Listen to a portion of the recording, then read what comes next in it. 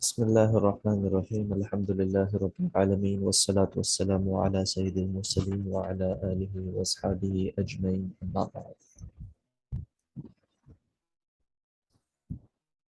Lecture number 3 is on the predefined shares in the Quran. We talked about the number of different types of shares mentioned in the Quran and the method used to determine those shares. We talked about the different shareholders mentioned in the Quran and what are the conditions of their inheritance, as in what is the share that they inherit and what are the conditions required for that inheritance. And a shoot off of the same shareholders, the mother, are the two problems known as al-masala al-umriyatan.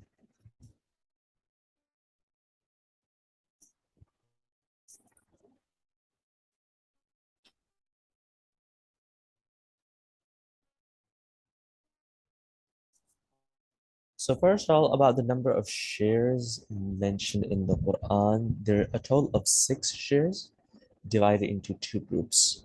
So in the image in front of you, the first line is one group. It has 3 shares, half, 1/4, and 1/8. And the second line is considered as a second group, which has also 3 shares that are 2/3, 1/3, and 1/6.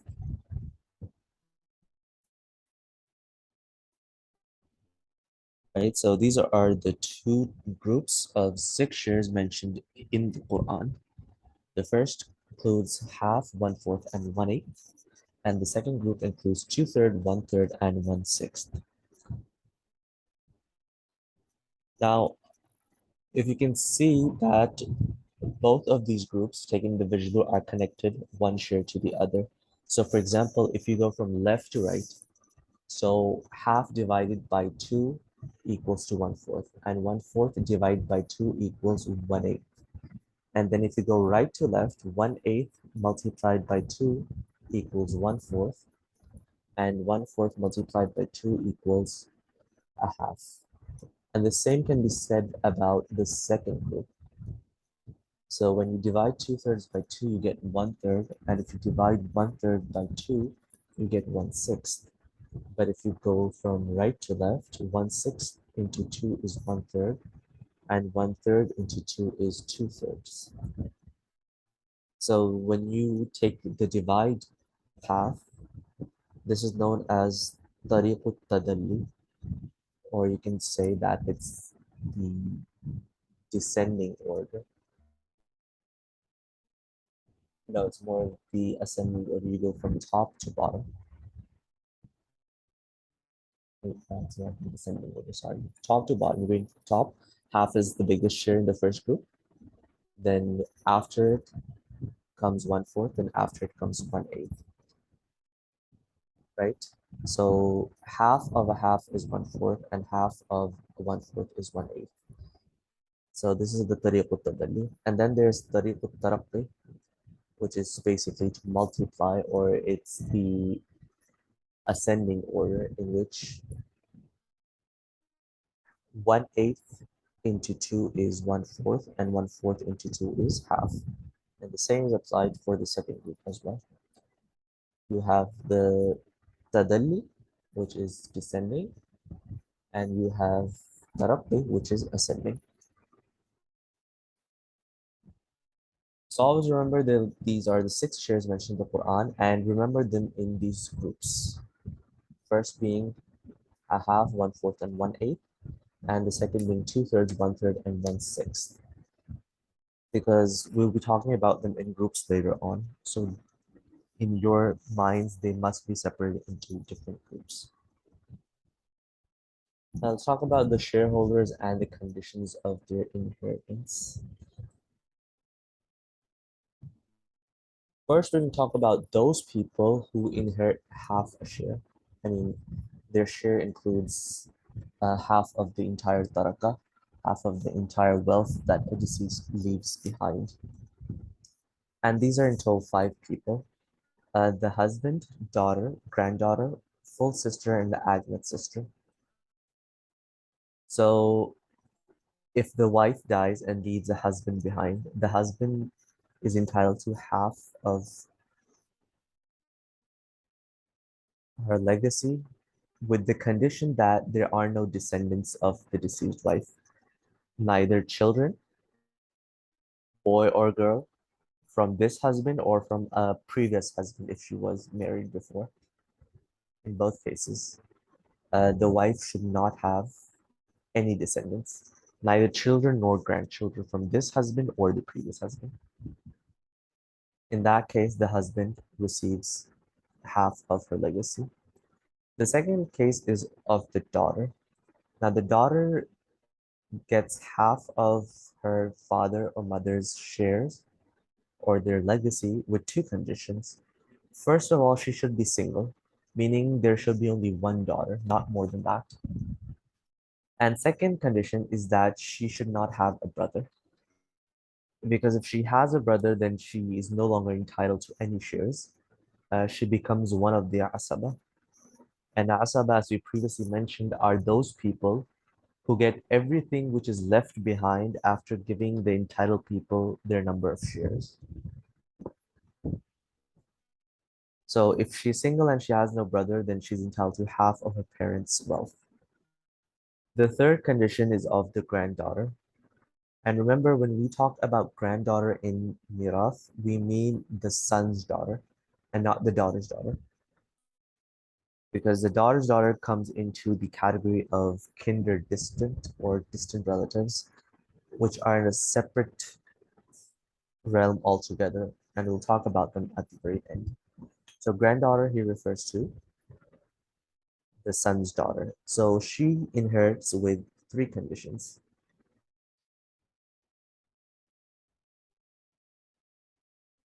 Condition number one is that she should be single, meaning there should be only one granddaughter, not more than that. The second condition is that the deceased should not have any direct descendants, meaning their daughters or sons should also no longer be living. Because if the deceased has left behind a living daughter or living son, then the granddaughter is not entitled to half of the shares. And the third condition is that the granddaughter should have no brother, meaning there should be no grandson for the deceased either. So when these three conditions are met, the granddaughter is entitled to half of her grandparents' legacy. The fourth is the full sister.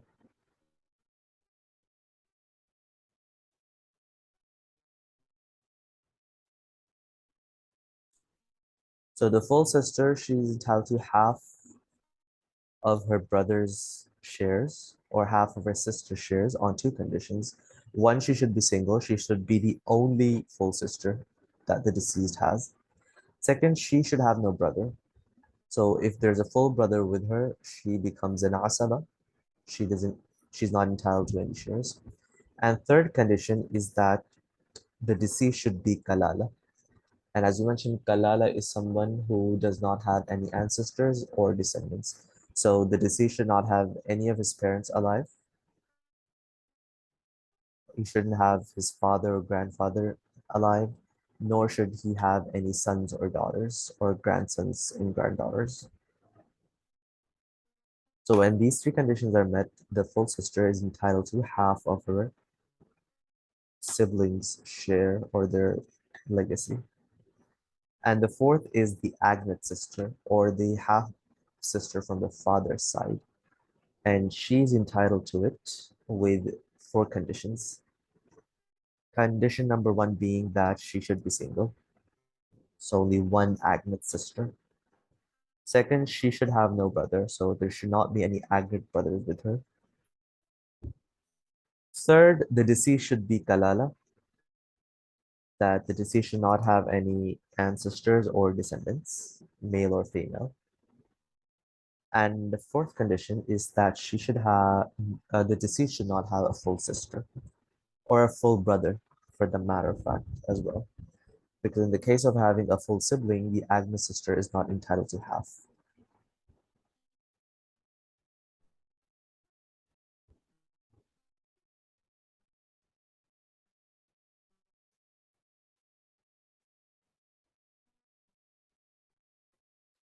The second share is of 1/4, and there are two people who receive 1/4.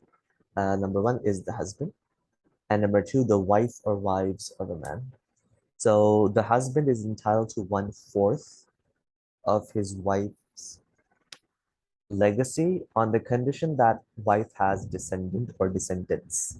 So if she has a son or a daughter or combined or grandchildren or just grandson or granddaughter, either her descendants are just one or more than one, male or female, whether from this husband or her previous.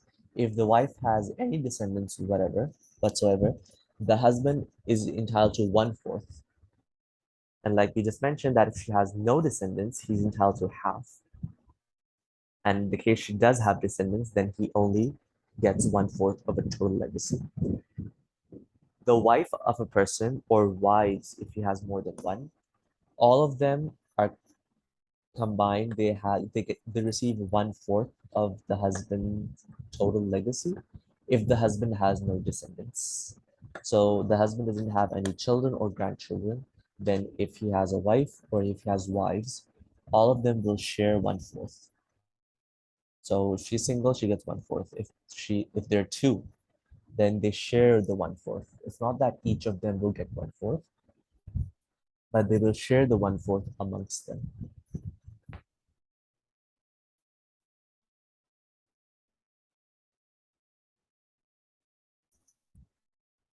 right? So hopefully that answers a question about if the wife, if the husband passes away and leaves behind the wife, and the husband didn't have any descendants, how much will the wife get? So we know that she gets 1/4. And the previous slides, everywhere you see the word mentioned single in the conditions, it refers to them being one in number. It doesn't have anything to do with their marital status. 1/8. That's the third share in the first category. And there's only one person entitled to 1/8, and that is the wife or wives of a person. And that's basically when a husband leaves behind descendant or descendants.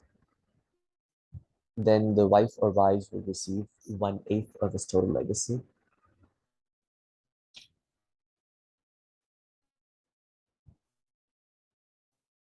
Coming to the second category, the first share of the second category is 2/3. And there are four people who are entitled to receive 2/3 with given conditions.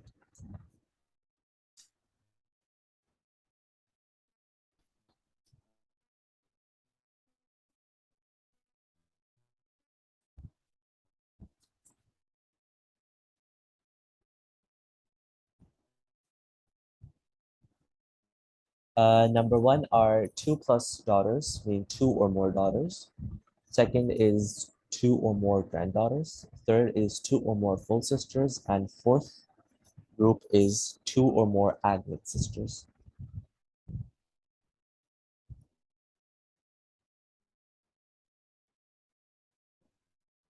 Right. So the conditions are for number one, two or more daughters, is that they should not have any brothers. In other words, the deceased should have no sons, right? Because if they have any son, then the daughter is no longer shareholder. She becomes an asaba with her brother. And that's what Allah subhanahu wa ta'ala mentions. فَإِن كُنَّ نِسَاءً فَوْقَ اثْنَتَيْنِ فَلَهُنَّ ثُلُثَا مَا تَرَكَ. If they are women or daughters, two or more, then they are entitled to 2/3 of whatever the parents leave behind. But the only condition is that they should not have their brothers with them. The sons should not be present of the deceased. Now, if you look at the words of Quran, it mentions فوق اثنتين, more than two, which basically gives the impression that if it's two, then they're not entitled to 2/3. That 2/3 only happens when there are more than two daughters. But this query is answered by a hadith mentioned in Al-Bukhari wal Muslim, is that the wife of Sa'd ibn Rabi, she came to the Prophet of Islam and mentioned that Sa'd left behind only two daughters. right? And that their uncle took all of his brother's wealth and left for them nothing. And the Prophet Islam, he told the uncle to give the daughters of Saad, the two daughters, two-thirds. So by this prophetic tradition, we come to know that what's mentioned in the Quran, فوق الثنتين, actually refers to two and more, not just more than two. And so this is a prime example of al-hadith sharhun lil Quran, that the hadith actually explains the Quran, and you cannot just imply whatever is mentioned in the Quran without first referring to the hadith, because it might cause confusion sometimes. So anyways, if there are two and more daughters, with the condition that the son of the deceased or the brother of this daughter is not present, she's entitled to two-thirds of her parents' wealth.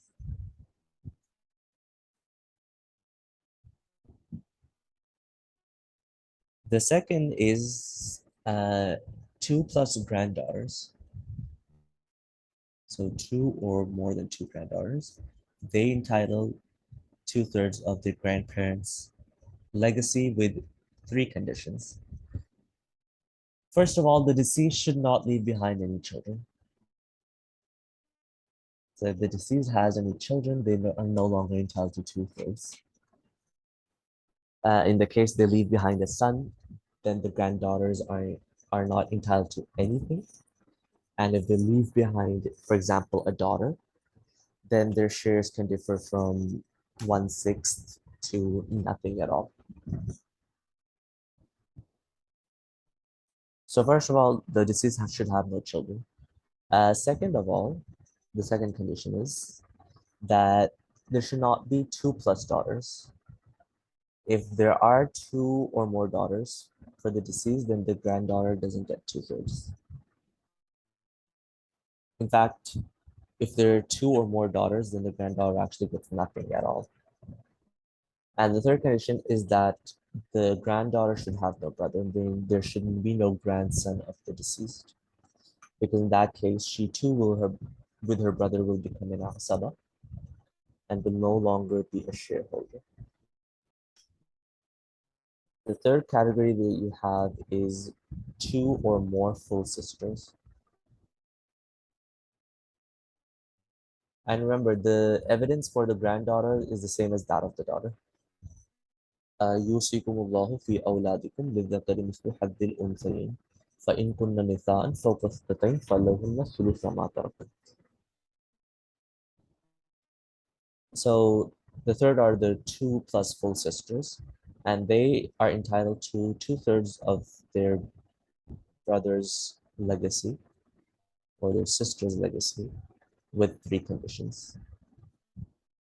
Or you could say with one condition. First condition is that the deceased should be a kalala, having no descendants and no ancestors. So the parents are also gone and he doesn't have any children left behind, or she doesn't have any children left behind. And third is that the sisters should not have their brothers with them, because if their brothers are alive, again, the same thing, they will become asaba and are no longer entitled to any shares.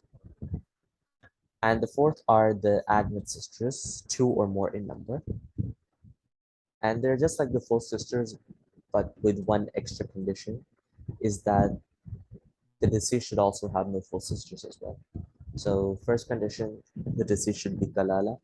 The second, they should have no brother, mean no Agnet brothers.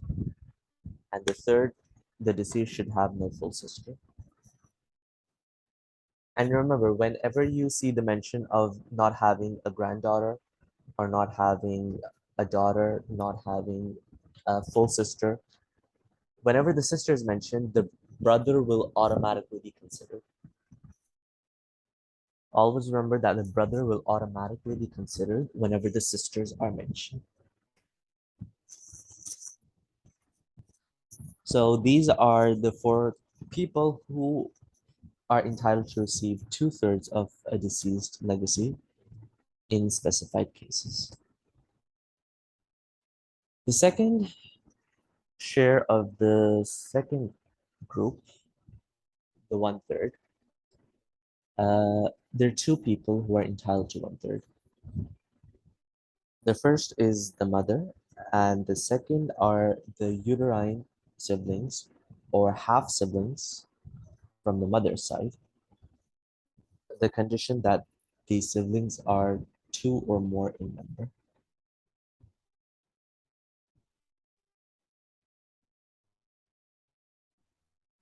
So first of all, the mother, the conditions for her inheriting one-third are two. The first of all, the deceased should not have any descendants, neither children or grandchildren. And second of all,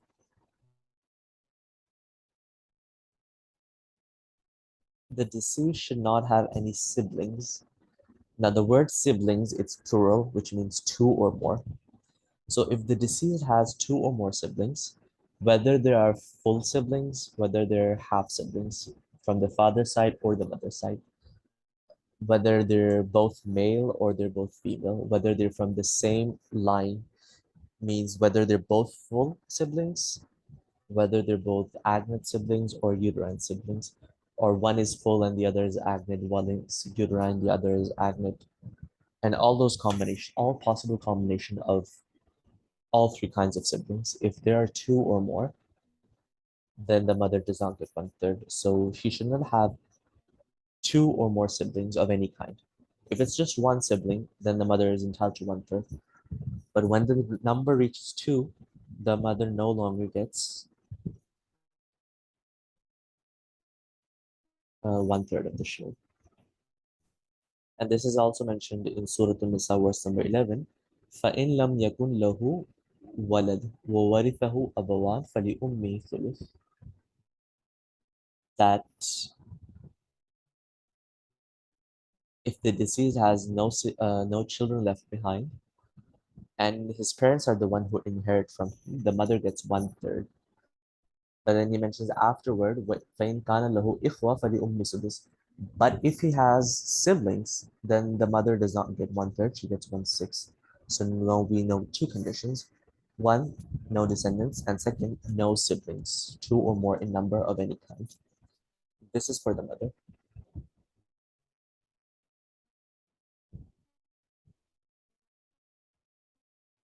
Then you have the uterine siblings.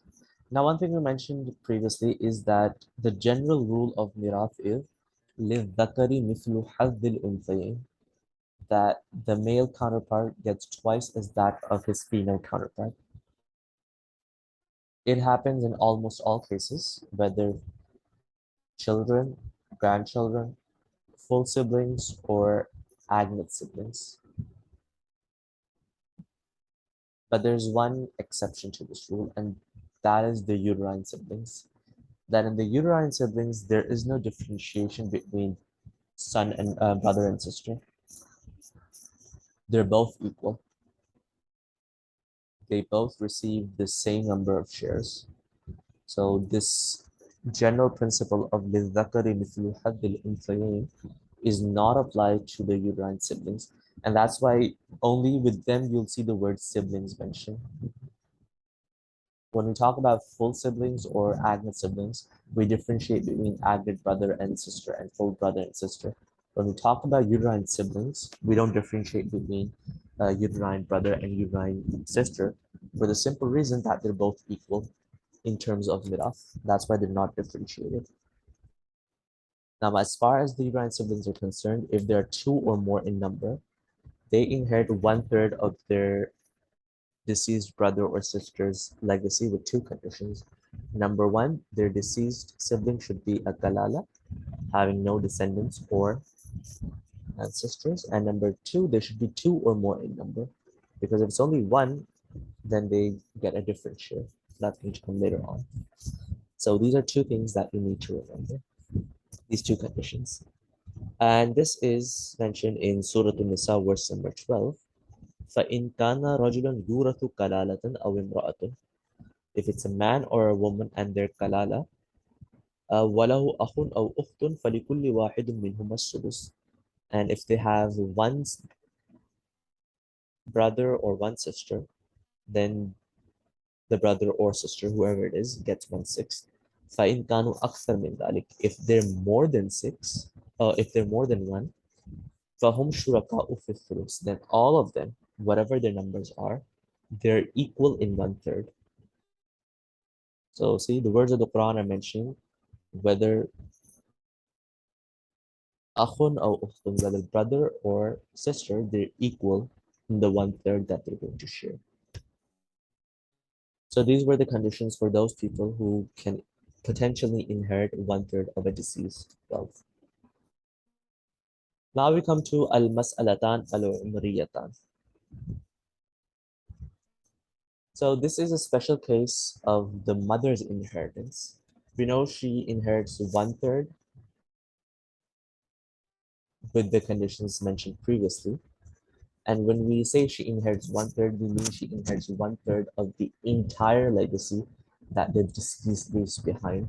So if he potentially leaves behind, let's say, $90, then she's entitled to $30 of that. So that's 1/3 of the entire legacy that the deceased left behind. But there are two specific problems in which she does not get 1/3 of the entire legacy, but she gets 1/3 of whatever remains of the taraka after giving the other shareholders their respective shares.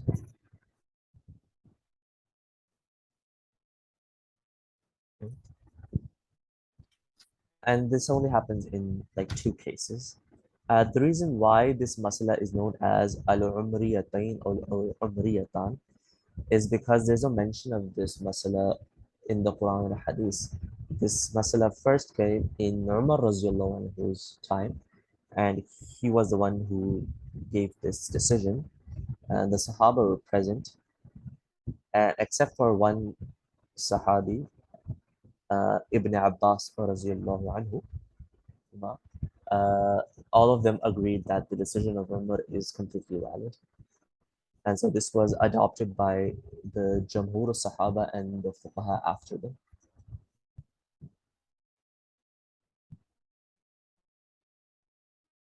And so what are the two cases? The first case is the husband dies and leaves behind only three people as his heirs. Uh, a wife, or potentially wives, a father, and a mother. That's it, no one else. And the second case is the wife passes away and leaves behind a husband, a father, and a mother, and no one else. Now remember, in these two cases, the father is always the asaba. He's not a shareholder, he's an asaba, which means after giving the wife and mother or the husband and the mother, whatever is left is for the father. In normal circumstances, you would give the mother 1/3 of whatever the deceased leaves behind. But in these two cases, after giving the wife and the husband their respective shares from the total legacy, whatever is left, the mother receives 1/3 of that, and not of the entire legacy.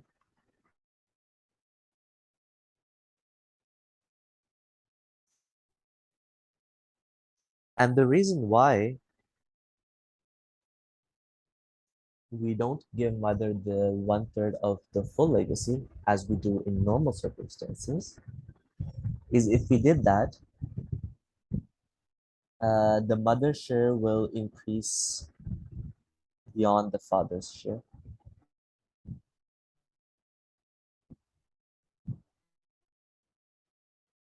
So we'll see that in a moment. Now, this is a pictorial description of this masala, masalatul umriyatan.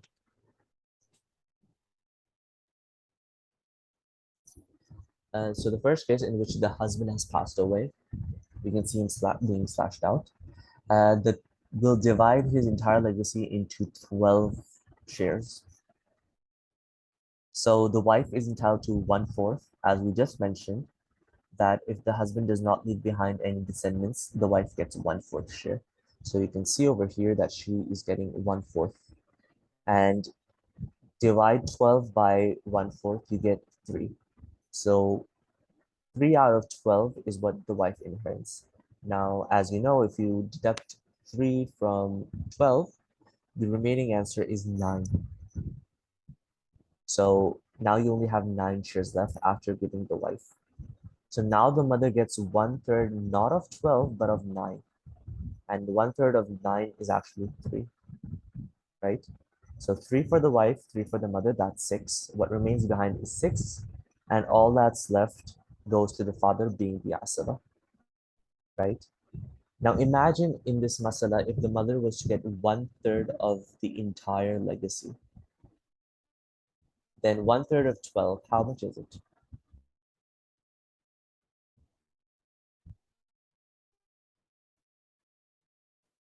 4, exactly. So the mother will get 4. Now the wife already gets 3, 1/4 of the entire share. So 3 plus 4, that equals to 7, right? And if you minus 3 from 4, that basically means you only have 5 shares left. So the father gets 5 shares, right? And we know that the principle is لِلذَّكَرِ مِثْلُ حَظِّ الْأُنْثَيَيْنِ, that the male counterpart gets twice as that of the female counterpart. And if you give mother 4 shares and the father has 6, the difference between 4 and 6 is not that of double. So you're basically forfeiting this general principle of mirath, to which there's only one exception, as that is of the uterine siblings, right? And so because of that, we don't give mother 1/3 of the entire wealth, but 1/3 of the remaining wealth.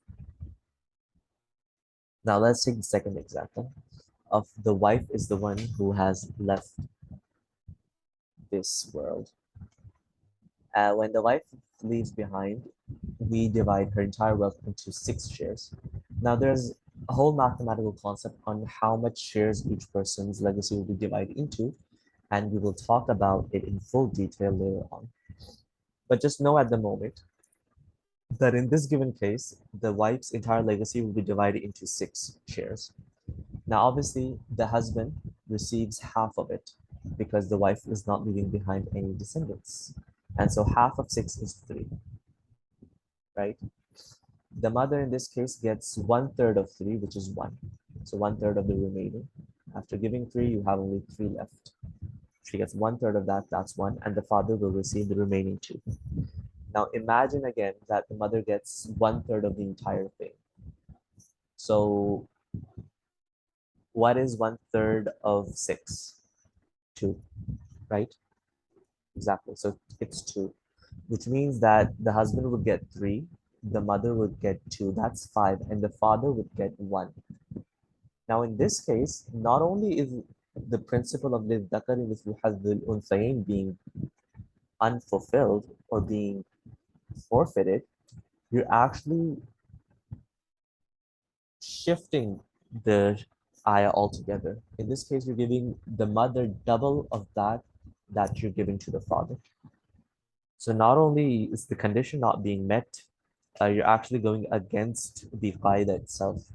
You're flipping it on its head, right? And so, in order to avoid that problem again, in this specific 2 specific cases, we're not giving the mother 1/3 of the entire legacy of the deceased.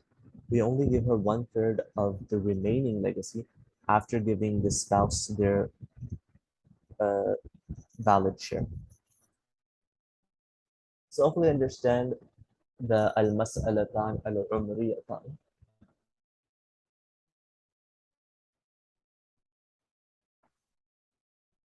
So this is known as a thuluthul baqi, that in these 2 cases, the mother receives a thuluthul baqi.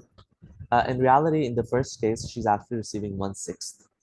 And in the second case, she's actually receiving 1/4.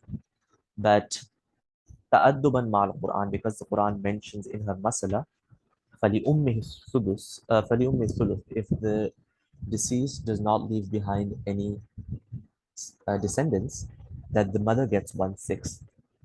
The mother gets 1/3. And so because Allah subhanahu wa ta'ala used the word 1/3, in order to keep that in mind, we use the one words, the remaining 1/3. Although in reality it's 1/6 and 1/4.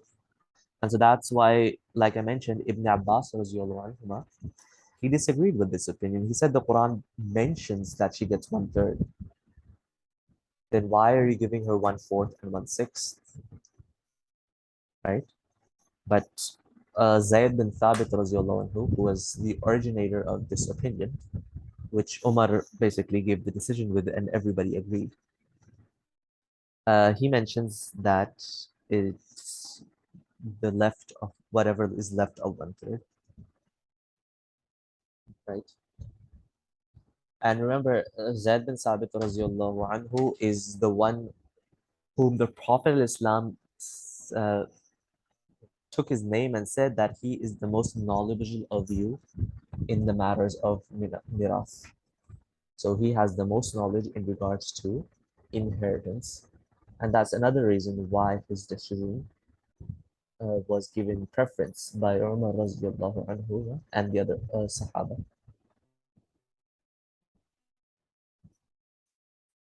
So Al-Masla Umjatan, this was an offshoot of the 1/3 share of the mother.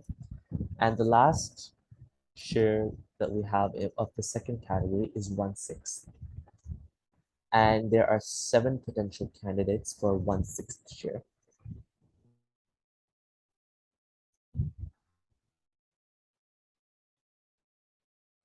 These are father, true grandfather, mother, granddaughter or daughters, admit sister or sisters, true grandmother, and uterine siblings. Now, the new word here is true grandfather and true grandmother. What do we mean by that? Now, remember, you have your maternal grandfather and your maternal grandfather. So, the definition of a true grandfather is any grandfather who is not connected to the deceased uh, through a female, which means if in the line of descent between the grandfather and the deceased there is a female, then this person is considered to be a false grandfather. So he's not a true grandfather. And if in the line of descent between the deceased and the grandfather there is no female ancestor, then this is considered as a true grandfather. For example, a person's paternal grandfather will be a true grandfather because in line of descent, he's connected to this person. Let's say Zed is the grandfather and Amr is the grandson. Now, Amar's connection to Zed, there is no female in between. He's connected to Zed with his father. Let's say his name is Bakr. So Amr is connected to Zed via Bakr. Faqat. So that's why he's a true grandfather. The same would go for the great grandfather. So let's say that's Ali. So Amr will be connected to Ali via 2 men, which is first his father and then his grandfather, right? So there are no females in this line of descent. So Ali, the great grandfather, will also be considered as a true grandfather. On the other hand, if there is a female in the line of descent, then this is a false grandfather, or in other words, not a true grandfather. So a person's maternal grandfather, for example.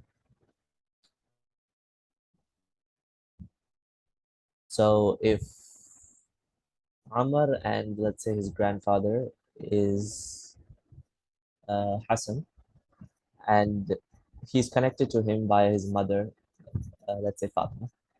So over here in the line of descent between Hassan and Amr, there is Fatima. Fatima. So that's why he's considered to be a false grandfather.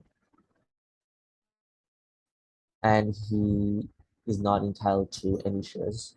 So remember, we talked in Mirath about shareholders, the grandfather being a shareholder, we refer to them as being the true grandfathers, the one with whom in the deceased, in the line of descent, there are no females. And the false grandfathers, they're not shareholders. They're categorized as the distant kindred, which, like I mentioned, we'll talk about them later on. They're other world altogether. Again, remember that in Mirath, whenever we talk about grandfathers, we are referring to the true grandfathers. So hopefully the concept of true grandfather is understood. We need to understand the concept of true grandmother as well. Is the definition the same as that of true grandfather, that between the grandmother and the deceased, there should not be female in the line of descent? Well, the answer to that is no. That's not the definition of a true grandmother, because a mother's mother, the person's maternal grandmother, is also a true grandmother. The definition of a true grandmother is that between the deceased and the grandmother, there should not be a false grandfather in the line of descent. If there's a false grandfather in the line of descent, then the mother of that grandfather is basically a false grandmother. So in our example, we mentioned that Amr, son of Fatima, who is the daughter of Hassan. So let's say Hassan's mother her name was Zainab, right? So Zainab over here is now the false grandmother of Amr. Why? Because in between Amr and Zainab, there is Hassan, who is actually a false grandfather. So any grandmother in the line of descent from her to the deceased, there is a false grandfather. Then that grandmother becomes a false grandmother. She's no longer a true grandmother. Another example, a counter example for this would be, for example, we know that, let's say, Hassan's wife or Amr's maternal grandmother, let's say her name was Safiya, right? And Safiya's mother, let's say she was Aisha. So Aisha is actually a true grandmother of Amr, because in between her and Amr, there is no false grandfather. Amr is connected to Fatima. Fatima is connected to both her parents, Hassan and Safiya. In this case, Safiya. We're going through the line Safiya. So it's Amr, Fatima, Safiya, and then her mother Aisha. So in this whole chain, you can see there is no false grandfather that's coming to them. So that's why Aisha in the end becomes a true grandmother for Amr, because in her line of descent to him, there is no false grandfather. So I'm hopeful that it's clear to you guys what I'm trying to say when I talk about true grandfather or true grandmother. Yes or no, just leave it in the comments below.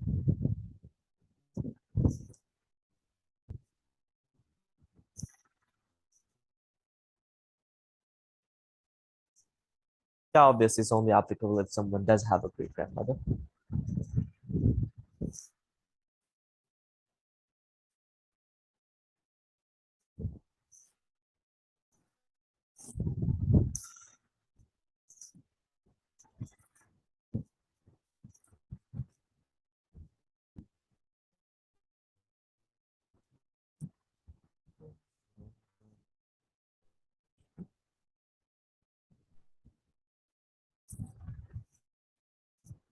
So again, the people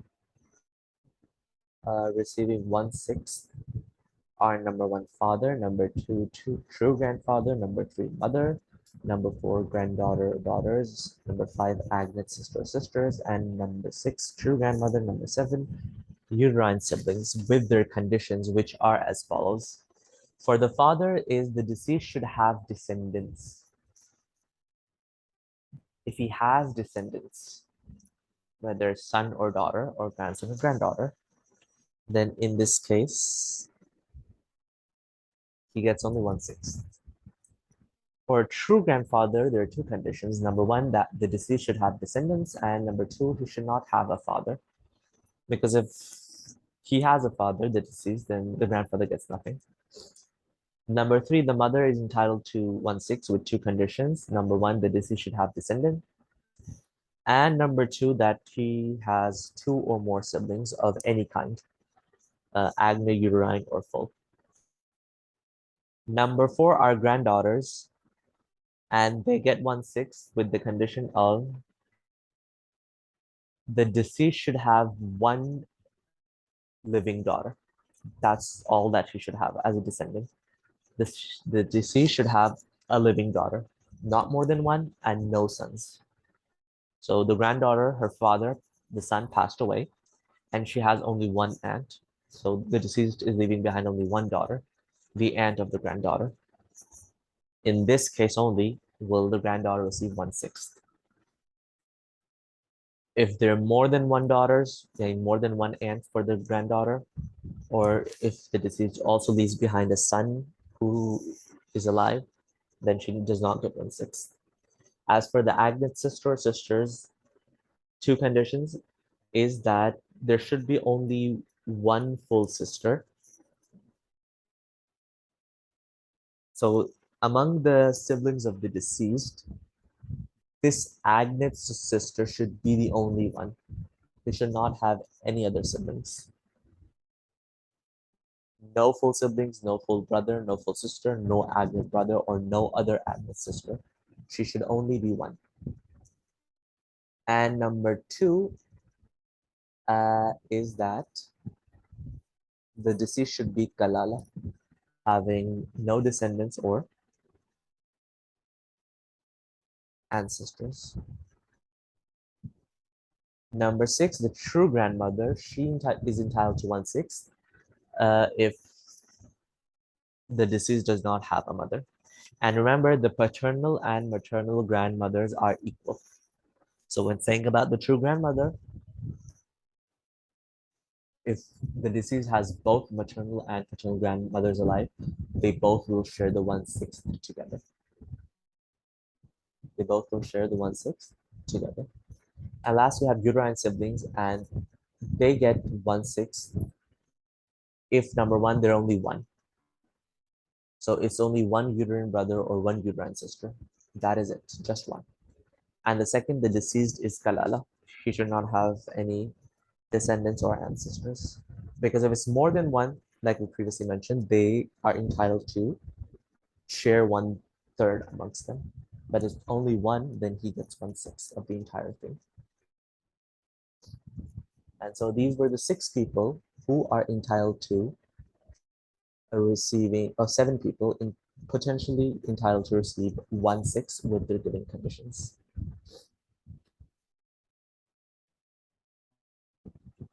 Now, if you have any questions about what we discussed up to now, I'd be happy to take them.